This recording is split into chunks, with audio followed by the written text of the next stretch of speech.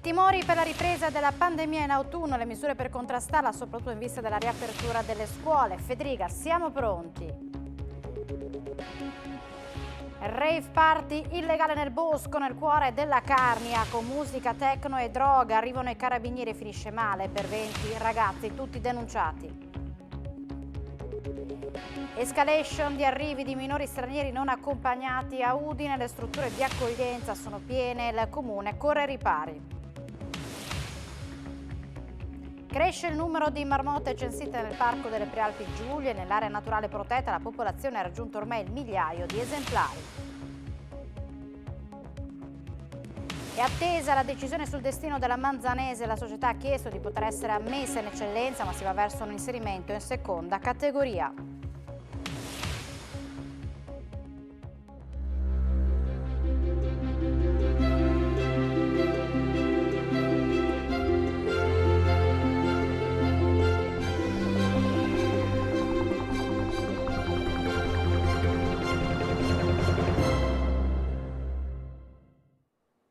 Buonasera e ben ritrovati a un nuovo appuntamento con l'informazione di Telefriuli. Con l'arrivo dell'autunno il timore è di una possibile crescita dei contagi. Il Presidente della Regione Massimiliano Fedriga ha fatto il punto della situazione sulla possibile ripresa dei contagi, ma anche sulla situazione politica nazionale dove è tornato il sereno in maggioranza e sulla scuola dice siamo pronti. I contagi quest'estate non sono stati pochi, ma il sistema sanitario ha resistito anche perché il vaccino evidentemente, e come dimostrano i dati dell'Istituto Superiore della Sanità, riduce il contagio, riduce drasticamente la malattia grave, riduce drasticamente la richiesta di terapie intensive. La Regione si prepara alla possibile ondata autunnale di contagi e il vaccino resta l'arma migliore anche per ottenere il Green Pass con, a livello nazionale, il sereno dopo il ritiro degli emendamenti della Lega. Ma anche prima c'era serenità, dopo non sta a me fare valutazioni ovviamente sulle attività parlamentari, io faccio valutazioni su quello che fanno le regioni. È quello che fa la mia forza politica. Noi abbiamo proposto come governatori della Lega, insieme al segretario Matteo Salvini, delle proposte, penso di buon senso, che sanciscono però l'importanza del Green Pass e l'importanza del proteggersi con il vaccino. Sulla scuola il Presidente conferma che la Regione è pronta. Noi siamo pronti, abbiamo fatto tutto il piano regionale insieme alle prefetture, abbiamo potenziato notevolmente i mezzi a disposizione per garantire il trasporto all'80% e la presenza al 100% nelle scuole. 2 le persone morte con Covid in Friuli Venezia Giulia, una donna di 76 anni di Trieste e un decesso per aggresso di un uomo di 92 anni di Udine. Nuovi contagi sono 77 su 8.755 tamponi molecolari e test rapidi antigenici, scendono a 13. Le persone ricoverate in terapia intensiva sono 49, gli ospedalizzati in altri reparti. Le persone in isolamento sono 1.308, 7 i casi di positività tra gli ospiti nelle strutture residenziali per anziani a Trieste, 2 casi fra gli operatori a San Niene del Friuli e a Pordenone. Dopo un anno di stop della stagione sciistica, quest'anno non dovrebbe subire cancellazioni. Questo è l'impegno del Ministro del Turismo, Massimo Garavaglia, oggi in Friuli Venezia Giulia per la campagna elettorale. Il protocollo è già stato sostanzialmente visto lo scorso anno, poi non si è partiti perché l'anno scorso la situazione era molto complicata. Adesso si riprende in mano il protocollo, se c'è qualche affinamento da fare, dopodiché a me l'importante è che si sci, poi vale tutto. Se non è un impegno, poco ci manca per il 2021-2022. Il Ministro conferma la volontà di non bloccare la stagione sciistica che lo scorso anno, a causa dell'alto numero di contagi, è stata cancellata. Garavaglia in Friuli Venezia Giulia per la campagna elettorale ha incontrato anche gli operatori del turismo del territorio per fare il punto. Stanno guardando alla fase di ripartenza. Quest'estate è andata bene, non è ancora finita, quindi c'è ancora una coda positiva da cogliere fino in fondo. Adesso dobbiamo già ragionare sul futuro. Il futuro è innanzitutto la stagione invernale, quindi si torna a sciare in serenità, in tranquillità, senza tante storie. E dopodiché i buoni risultati li dobbiamo e possiamo consolidare. Il Friuli ha una cosa bellissima, ha i fondamentali ottimi, c'è tutto in Friuli, il mare, colline, il vino, il Carso, c'è tutto. Avevano organizzato una festa legale in un bosco in Carnia con musica techno e droga. Il rave party è stato scoperto dai carabinieri di Tolmezzo che hanno denunciato una ventina di ragazzi. Rave party non autorizzato nella località di Cison nel comune di Amaro. Lo hanno scoperto nella serata del 5 settembre i carabinieri di Osoppo, Venzone, Comeglians e Tolmezzo. Vi avevano preso parte una cinquantina di giovani, alcuni dei quali minorenni, quasi tutti provenienti dall'Alto Friuli, ma anche da altre zone della provincia di Udine e anche dal Veneto. Era da alcuni giorni che rumors rispetto a questa festa illegale erano giunti ai militari carnici, che a seguito di alcuni monitoraggi hanno individuato su un'area demaniale boschiva un assembramento di giovani che stavano tenendo una festa con musica techno e dove, come poi accertato, circolavano anche stupefacenti di vario genere. Sono stati identificati una ventina di ragazzi, in prevalenza provenienti dalla Carnia, molti dei quali già noti all'Arma Tolmezzina per vicende legate allo spaccio e al consumo di droghe, oltre che per altri reati. Sono stati anche sequestrati a un giovane udinese che sarà segnalato alla prefettura di Udine quelle assunture di stupefacenti, un involucro contenente circa 1 grammo di chetamina e uno spinello già confezionato. Tutti i ragazzi identificati sono stati denunciati all'autorità giudiziaria per invasione di terreni di proprietà demaniale e saranno anche contravvenzionati per aver violato la normativa per il contrasto alla diffusione del Covid-19, avendo organizzato un assembramento in spregio a qualsiasi indicazione e senza alcuna precauzione. Alcuni giovani, viste le condizioni di scarsa lucidità e in palese difficoltà, sono stati persino aiutati dai militari a declinare le proprie generalità. Sono ancora in corso l'attività di identificazione degli altri partecipanti alla rave party che all'arrivo delle forze dell'ordine si sono dati alla fuga nei boschi oppure si sono allontanati a bordo delle proprie auto. Mentre era formalmente ammalato o in congedo parentale, un professore forniva in realtà consulenze aziendali. Le Fiamme Gialle di Pordenone lo hanno scoperto e indagato per truffa ai danni dello Stato per un danno erariale da 110.000 euro. In 3 anni scolastici è stato assente per 796 giorni. Formalmente il professore, un 47enne residente in provincia di Agrigento, a cui era stata assegnata dal 2016 al 2019 una cattedra di matematica applicata all'Istituto Tecnico Kennedy di Pordenone, era assente per malattia o per congedo parentale. In realtà svolgeva consulenze aziendali per società private e pubbliche, compresa una del Ministero dell'Ambiente, dalla quale ha ottenuto quasi 40.000 euro, mentre percepiva l'indennità come dipendente pubblico. Il docente è finito nel mirino della Guardia di Finanza di Pordenone, che ha condotto le indagini delegate dalla Procura. È stato indagato per truffa ai danni dello Stato e per aver utilizzato certificazioni false firmate da un medico siciliano. Il prof aveva dimenticato di informare l'amministrazione pubblica della sua attività come consulente, ma anche gli enti e le società del suo lavoro come insegnante. Complessivamente a suo carico è stato calcolato un danno erariale per 110.000 euro in relazione alle attività extraprofessionali condotte senza autorizzazione e alle indennità percepite per falsi congedi e malattie. Il suo legale avrebbe voluto spostare le indagini ad Agrigento, ma a luglio il collegio presieduto dal giudice del Tribunale di Pordenone, Alberto Rossi, ha rigettato l'istanza. L'inchiesta resta in Friuli e la somma sotto sequestro.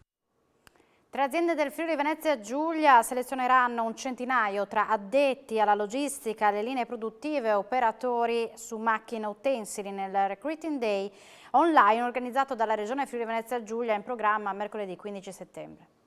Sono circa un centinaio gli addetti alla logistica, alle linee di produzione, operatori su macchine utensili, le figure professionali che 3 aziende del Friuli Venezia Giulia selezioneranno nel corso di un'azione di reclutamento online organizzata dalla Regione, con il supporto di Adecco in programma mercoledì 15 settembre. L'amministrazione regionale si mette sempre di più a supporto delle imprese del nostro territorio per l'incrocio domanda-offerta rispetto a quelle che sono le esigenze occupazionali.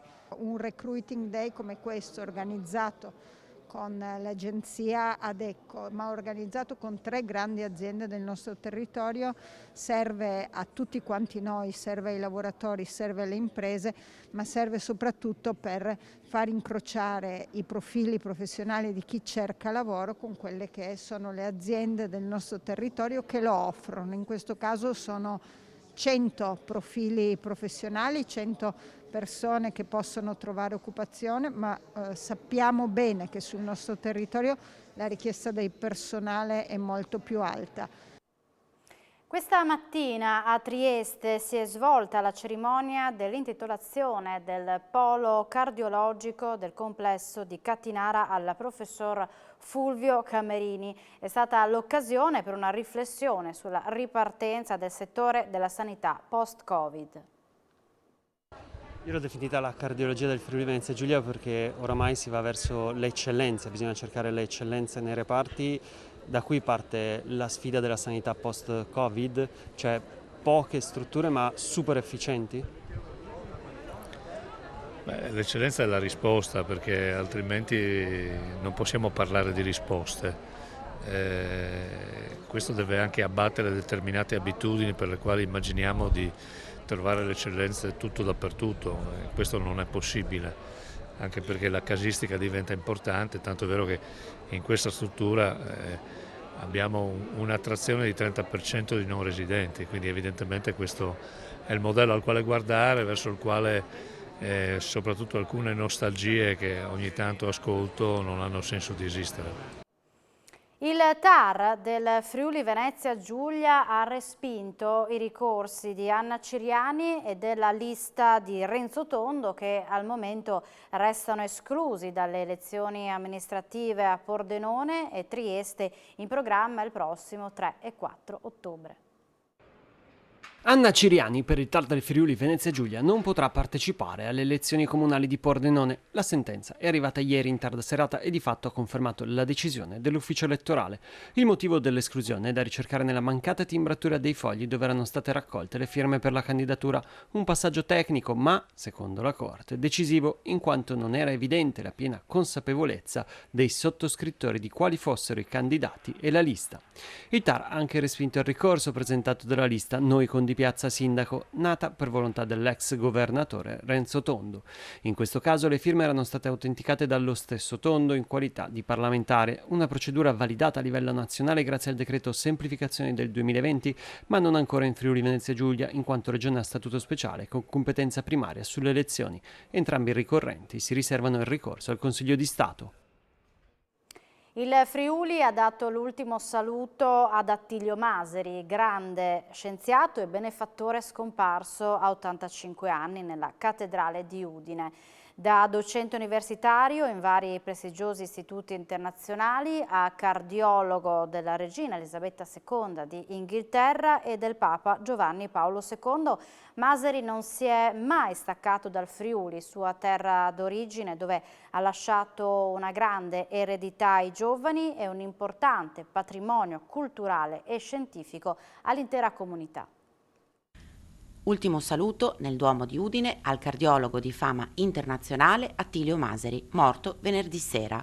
I funerali sono stati celebrati dall'arcivescovo di Udine, Andrea Bruno Mazzoccato, alla presenza del sindaco Pietro Fontanini, del rettore dell'Ateneo Friulano Roberto Pinton e di numerosi sindaci. Maseri aveva 85 anni, aveva insegnato a New York, Londra, all'Università San Raffaele di Milano, era autore di più di 750 articoli ed è stato il cardiologo di fiducia di personalità illustri come la regina Elisabetta e Papa Giovanni Paolo II, che curò dopo il ferimento in piazza San Pietro nel 1981. Era molto legato alla sua città. Nel 2013 aveva donato all'università la Biblioteca Florio, contenente oltre 12.000 volumi e manoscritti raccolti dalla metà del Settecento, e nel 2018 aveva ceduto, sempre all'Ateneo di Udine, lo storico Palazzo Antonini Maseri, ex sede della Banca d'Italia. C'è preoccupazione a Udine per il forte aumento di minori non accompagnati che arrivano in città. L'assessore Giovanni Barillari ne ha parlato questa mattina in giunta comunale, durante la quale è stato illustrato un piano per gestire questa situazione sempre più complicata. Dal 1 gennaio sono arrivati a Udine 433 minori stranieri non accompagnati. In tutto il 2020 erano stati molti di meno, 316. Non è emergenza, ma il Comune, che in questo momento ha 251 di questi minori a proprio carico, corre ai ripari. Nelle ultime settimane, ha detto l'assessore alla salute Giovanni Barillari, durante la riunione della giunta comunale c'è stata un'escalation di arrivi, soprattutto di ragazzi bengalesi, che ha portato alla completa saturazione dei posti a disposizione nelle strutture convenzionate, dalla Fondazione Casa dell'Immacolata al Civico Civiforma, dall'Istituto Bearzi all'Associazione La Via Arte, solo per citarne alcune. Che si tratti di una situazione estremamente critica è confermato anche dalla Procura per i minori di Trieste, che ha chiesto al Comune di Udine di proseguire nella sua attività di presa in carico dei minori stranieri non accompagnati e di attivarsi al più presto per trovare una sistemazione a questi ragazzi. Il trend è allarmante, ha concluso Barillari nella sua relazione alla Giunta. I flussi aumentano in modo molto significativo e c'è la possibilità di arrivi di famiglie dall'Afghanistan. Il Comune di Udine ha destinato 1 milione di euro, 420.000 euro, dei quali stanziati dallo Stato per aiutare attraverso buoni pasto le famiglie in difficoltà, e rinnova l'appello a presentare domanda al più presto. La Giunta Comunale di Udine ha deciso di aiutare le famiglie in difficoltà con buoni pasto per quasi 1 milione di euro. Di questi 500.000 sono attinti dalle casse comunali, mentre 420.000 euro provengono dal Ministero degli Interni, che li destina all'adozione di misure urgenti di solidarietà alimentare a sostegno delle famiglie. La misura era stata avviata lo scorso anno per dare risposta a criticità create o molto spesso amplificate dalla pandemia, spiega l'assessore comunale alla salute Giovanni Barillari, sottolineando che le restrizioni e le limitazioni del 2020 hanno provocato squarci profondi nel tessuto sociale, colpendo le categorie meno garantite. Il Comune si è già attrezzato per aiutare chi attraversa una fase di indigenza, continua a monitorare l'evoluzione della situazione e dei bisogni delle fasce più deboli e rinnova l'appello ai cittadini in difficoltà a presentare domanda. Una notizia di cronaca giunta poco fa in redazione: un uomo ha perso la vita questo pomeriggio dopo essere caduto dalla sua barca in un canale di Precenicco. Probabilmente è stato colto da un malore prima di finire in acqua e di perdere la vita per annegamento. Sul posto i vigili del fuoco e il personale sanitario. Vasto incendio di sterpaglie ad Aquileia in zona bonifica quarta. L'allarme è scattato alle 15:30. Sul posto stanno operando i vigili del fuoco di Cervignano e diverse squadre dalla sede centrale di Udine. Il rogo interessa 4 ettari circa. Nessuna persona è rimasta ferita. Sul posto anche i soci della riserva di caccia. Incidente questa mattina intorno alle 7:30 lungo la statale 52 a Socchieve di Ampezzo. 2 auto, per cause al vaglio dei carabinieri, si sono scontrate e uno dei 2 conducenti è rimasto intrappolato nell'abitacolo. L'uomo è stato liberato dai vigili del fuoco, che hanno usato divaricatore e cesoie idrauliche per tagliare le lamiere. Illeso il guidatore della seconda vettura coinvolta. Scontro tra un trattore con rimorchio pesante e un furgone questa mattina a Castello di Porpetto. Nell'impatto è rimasto ferito il conducente del secondo mezzo in modo non grave, poi portato all'ospedale di Palmanova. Sul posto i pompieri di Cervignano e i carabinieri di Aquileia per i rilievi. Questa mattina alle 5 a Coccau i carabinieri di Tarvisio hanno rintracciato 2 migranti, uno di origine egiziana e l'altro libico, maggiorenni in buone condizioni di salute. Camminavano lungo la statale 13. Hanno richiesto asilo e sono stati accompagnati all'ex caserma Cavarzerani di Udine. Sono 25 gli stand di aziende del Friuli Venezia Giulia al Salone del Mobile in corso a Milano. Una presenza forte e significativa che conferma il ruolo di traino del settore del mobile arredo per tutta l'economia regionale, ha ricordato l'assessore alle attività produttive Sergio Emidiobini al termine di una visita agli stand delle aziende friulane. Il settore, ha sottolineato l'assessore Bini, ha registrato un aumento del 19,6% nelle esportazioni di mobili nella prima parte dell'anno rispetto al 2020. Inaugurata a Budapest la prima sede di promozione all'estero dell'autorità di sistema portuale del mare Adriatico orientale e della società Alpe Adria. Alla cerimonia di inaugurazione hanno partecipato il presidente dell'Authority, Zeno D'Agostino, e il vice ministro ungherese degli affari esteri e del commercio, Levente Magyar. L'incremento del collegamento ferroviario con Budapest, che oggi può contare su circa 14 circolazioni round trip a settimana, ha detto D'Agostino, è un chiaro segno della sorprendente reazione positiva del mercato ungherese, frutto anche delle sinergie attivate con la regione Friuli Venezia Giulia. Ed ora andiamo a Tricesimo, dove ci sono cantieri aperti per la realizzazione di una rotatoria sulla statale 13 Pontebana. Per far spazio alla rotatoria è stato necessario demolire 5 palazzine in Piazza Verdi. Strada statale 13 Pontebana bloccata fino a venerdì per la demolizione di 5 immobili residenziali a uso uffici nel centro di Tricesimo. L'intervento, cui l'amministrazione comunale lavora da 3 anni, è propedeutico alla realizzazione di una rotonda all'altezza di Piazza Verdi e Via Roma, dove saranno ricavati anche nuovi posteggi per le auto. L'operazione ha richiesto uno sforzo economico di 230.000 euro per la demolizione delle palazzine a destra e a sinistra dell'incrocio semaforico e di 360.000 euro per le acquisizioni degli stessi immobili. La rotonda, spiega il sindaco Giorgio Baiutti, verrà realizzata non prima di un anno da Friuli Venezia Giulia Strade. Le acquisizioni degli edifici sono state concordate con i proprietari, non ci sono stati espropri. Il progetto complessivo mira alla messa in sicurezza di questa delicata zona della statale 13 Pontebana nel centro di Tricesimo. In costante aumento il numero di marmotte nell'area naturale protetta del Parco Prealpi Giulie. Tra le popolazioni del Plauris e del Canin se ne contano almeno 1 migliaio. Il servizio con le immagini di Marco Favalli e del Corpo Forestale Regionale. È aumentato notevolmente il numero delle marmotte che vivono nel Parco delle Prealpi Giulie. Scomparse completamente lo scorso secolo, sono state reintrodotte con progetti specifici negli anni '80 a cura dell'allora Comitato Caccia della provincia di Udine. All'epoca, spiega il faunista dell'area protetta Fulvio Genero, furono liberati una trentina di esemplari. Una seconda reintroduzione, datata a fine anni 90, inizio 2000, ha avuto un buon esito nella zona di Casera Canin, sul massiccio del Canin, area Rifugio Gilberti e Foran del Mus, che portò negli anni successivi un aumento costante delle marmotte.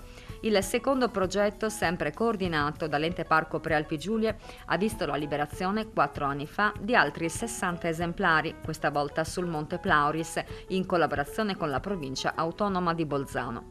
Da allora, spiega Fulvio Genero, la popolazione di questi animali è aumentata sempre di più in Alta Valle di Lavaruzza, sul versante sud del Plauris, sopra Venzone. È difficile dare numeri esatti sulla loro presenza, dice il faunista, ma senza dubbio sono numerose centinaia, in costante crescita. Vladimir Jugovic, ex centrocampista di Sampdoria, Juventus, Lazio e Inter, era oggi a Udine per testimoniare nel processo che vede imputato Claudio Vagheggi. Al centro della deposizione alcune segnalazioni di giocatori, tra i quali l'ex udinese Widmer. Il mio nome è Vladimir Jugovic e la mia opinione non è gratis. Ha concluso così la propria deposizione l'ex centrocampista di Sampdoria, Juventus, Lazio e Inter, che oggi ha testimoniato al Tribunale di Udine durante il processo che vede imputato l'ex giocatore e procuratore Claudio Vagheggi. L'ex attaccante, difeso dagli avvocati Maurizio Miculan e Maurizio Conti, è accusato di aver evaso imposte sui redditi tra il 2011 e il 2014 per 140.000 euro per mezzo di fatture false relative a operazioni inesistenti emesse a suo favore da società estere. E proprio una fattura da 40.000 euro del 2012 emessa a Vagheggi dalla Pro International AG, di cui Jugovic è azionista, è stata al centro della testimonianza del campione serbo. Si tratta di una fattura emessa per ricerche e segnalazioni giocatori serbi e che, come spiegato da Jugovic, riguardava i serbi Darko Lazovic e Nikola Maksimovic, il ceco di origine serbo-croata Stefan Simic e il nazionale svizzero Silvan Widmer. Il PM Marco Panzeri ha sostenuto che la fattura riguardante giocatori serbi è stata pagata solo a fronte della firma dello svizzero Widmer sul contratto con l'Udinese. Jugovic ha risposto che si potrebbe trattare di un errore della stesura del documento e che comunque la cifra comprendeva tutte le segnalazioni effettuate a voce di persona o al telefono. Non tutti vediamo i giocatori con gli stessi occhi, ha affermato Jugovic, e se l'Udinese non ha firmato contratto con Maksimovic vuol dire che qualcuno non ha visto bene. Capita che le persone da me segnalate, ha concluso, siano acquistate dai club a 3 milioni e poi rivendute a 30. Lo sport, il calcio dilettanti in primo piano perché è attesa in questi minuti la decisione sul destino della Manzanese. La società presieduta da Filippo Fabbro ha chiesto di poter essere ammessa in eccellenza, ma sembra che si vada verso un inserimento in seconda categoria. Nel corso di Sport FVG tutti gli aggiornamenti in diretta con Massimo Radina. Grazie per l'attenzione, noi siamo in chiusura, buona serata su Telefriuli.